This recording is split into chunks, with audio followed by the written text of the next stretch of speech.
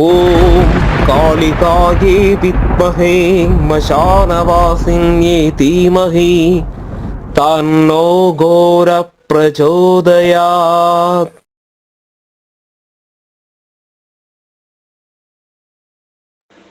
வணக்கம் ஆன்மீக நண்பர்களே. மலையாள மாந்திரிக முறையில் காளிகோவில் சார்பில் இன்றைக்கி நம்ம என்ன பார்க்க போகிறோன்னா, இந்த இடம் சம்மந்தமான பிரச்சனைக்கு நிறைய பேர் நமக்கு கால் பண்ணுவாங்க. அதே மாதிரி இந்த புரோக்கர் மாதிரி இடம் வாங்குறதுக்கு விற்கிறதுக்கு அவங்களும் இந்த இடம் முடியறதில்லை அந்த மாதிரி கால் பண்ணுவாங்க.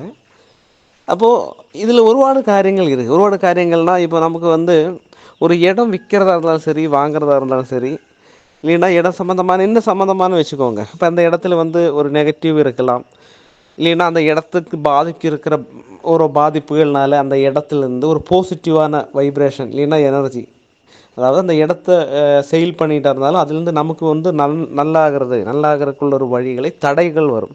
அது என்ன காரணம்னா, அந்த இடத்துல பாதிப்பு இருக்கிற தீய சக்திகளோட பாதிப்பாக இருக்கலாம், இல்லைன்னா அங்கே ஒரு நெகட்டிவ், இந்த இடம் எந்த மாதிரி இருக்குதுன்னு நமக்கு தெரியாது. அப்போ அந்த இடம் சம்மந்தமான பாதிப்புகளால் இந்த இடம் விற்க முடியாமையும் வாங்க முடியாமல் இருக்கும். இப்போ சிலது அந்த இடம் விற்கிற மாதிரி வாங்குற மாதிரி எல்லாம் பேசி நடக்கும், ஆனால் திடீர்னு அது லாக் ஆயிரும், இல்லைன்னா நடக்காமல் போகிறது அந்த மாதிரி இருக்குது. அப்போ அப்படி உள்ள பிரச்சனைகளுக்கு இந்த வராகமூர்த்தியோட, அதாவது மகாவிஷ்ணுவோட அவதாரம் கொண்ட வராகமூர்த்தியோட பூஜை மந்திரங்கள் ஜெபம் பண்ணலாம். எப்படி ஜெபம் பண்ணுறதுன்னா, அந்த இடத்துலேருந்து கொஞ்சம் மண்ணை எடுத்துக்கிறது. நீங்கள் எது இடம் விற்கணும் அப்படின்னு நினச்சிங்கனாலும், வாங்கணும்னு நினச்சாலும் அந்த மண்ணை கொஞ்சம் எடுத்து இந்த மந்திர முறை ஒரு 108 உருவம் இந்த மந்திர ஜெபம் பண்ணிவிட்டு அந்த மண்ணை அங்கேயே போட்டுட்டு மகாவிஷ்ணு கோவிலில் போய் நீங்கள் ஒரு பூஜைக்கு கொடுக்கறது, அதாவது பால் பாயசம் வச்சோ அந்த மாதிரி உள்ள ஒரு பூஜை முறையில் நீங்கள் செய்கிறது. இந்த மந்திரம் நான் இப்போ சொல்கிறேன். ஓம் நமோ பகவதே வராக ரூபாய பூர்புவஸ்வபதையே பூபதி துவம் மேம் தேஹி ததாபய ஸ்வாஹா. இந்த மந்திரத்தை நீங்கள் நல்லபடியாக ஜெபம் பண்ணி வந்தீங்கன்னா, அதாவது இந்த இடம் விற்க வாங்குறதுக்கு அந்த மாதிரி உள்ள வேலைகள் பண்ணுறவங்க, இடம் சம்மந்தமான புரோக்கர் மாதிரி அப்படியே சொல்லிக்கலாம். அப்போ அவங்களுக்கு இந்த மந்திரத்தை ஜெபம் பண்ணிட்டு போகும்போது அதில் ஒரு வெற்றி கண்டிப்பாக கிடைக்கும்.